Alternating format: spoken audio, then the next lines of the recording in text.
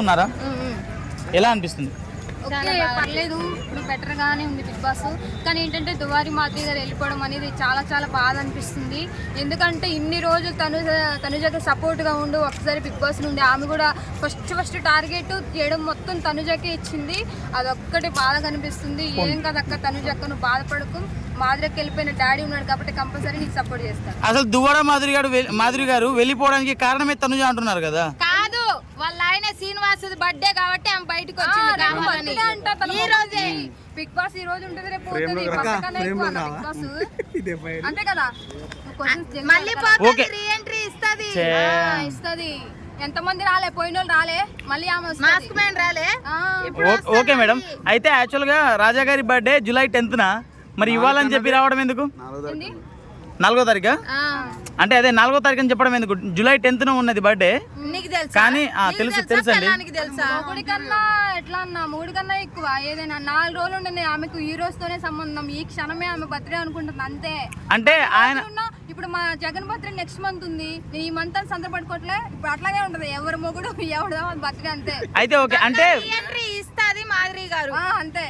అయితే ఓకే, ఆవిడ గారు ఉన్నారు కదా మాధురి గారు, అయితే ఆయన చూసిన ఫస్ట్ డే అని చెప్పేసి ఇవాళ బర్త్డే చేసుకుంటున్నారంటారా?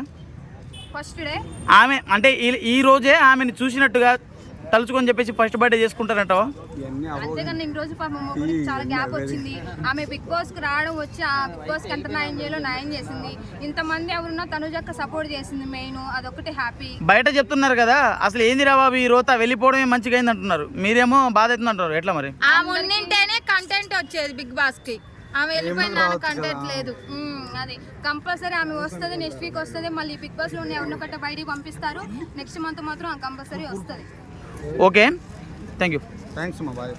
ఏం అడుగుతున్నారని నాకు ఒకటి గ్లామర్, సెకండ్ బిగ్ బాస్లో గెలవాలనే ఒక తపన, నెక్స్ట్ ఫ్యాన్ ఫాలోయింగ్ చాలా ఎక్కువగా ఉంది తనుజాకి. అండ్ ఎప్పుడు నామినేట్ అయిన టాప్ 1లోనే ఓటింగ్ వస్తుంది. సో అదే మెయిన్ తనుజాకి అడ్వాంటేజ్.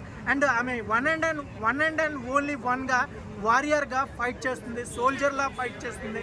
తన గేమ్ తను ఆడుతుంది, బాండింగ్స్ ఏవి కంటిన్యూ చేయకుండా తన గేమ్ తను ఆడుతూ వెళ్తుంది. సో అవే తన స్ట్రెంగ్త్ అని నా ఫీలింగ్ బ్రదర్. తనుజ మీకు ఏమైనా పైసలు డబ్బులు ఇచ్చిందా? తనుజ ఇంతవరకు నాకు పరిచయం కూడా లేదు. మళ్ళీ తనుజ వారియర్ ఇది అది అంటున్నావు, వేరే వాళ్ళు కాదా? తనుజ ఫైట్ చేస్తుంది బ్రదర్, ఒక ఫైట్ చేస్తుంది కాబట్టి గేమ్ అంత బాగా ఆడుతుంది కాబట్టి టాప్ 1లో ఉంటుంది. మళ్ళీ బయట కొంతమంది ఆడియన్స్ అంటున్నారు, సో వచ్చిన వాళ్ళతో అంతా రిలేషన్స్ పెట్టుకుంటుంది, సో ఎలా వారియర్ అయ్యిద్ది? అది బిగ్ బాస్ బ్రదర్, బిగ్ బాస్లో ఒక 15 మంది 20 మంది ఉంటారు, వాళ్ళతో మాట్లాడతారు బ్రో. మాట్లాడినంత మాత్రాన అది రిలేషన్ అనుకోవడం మన ఫూలిష్నెస్. ఆమె ఏంటి మాట్లాడుతుంది కానీ తన గేమ్ తను ఆడుతుంది. గేమ్ వరకు తను ఓడిపోతుందంటే 10 మందిని వాడేయడానికైనా ఆమె రెడీగా ఉంటుంది.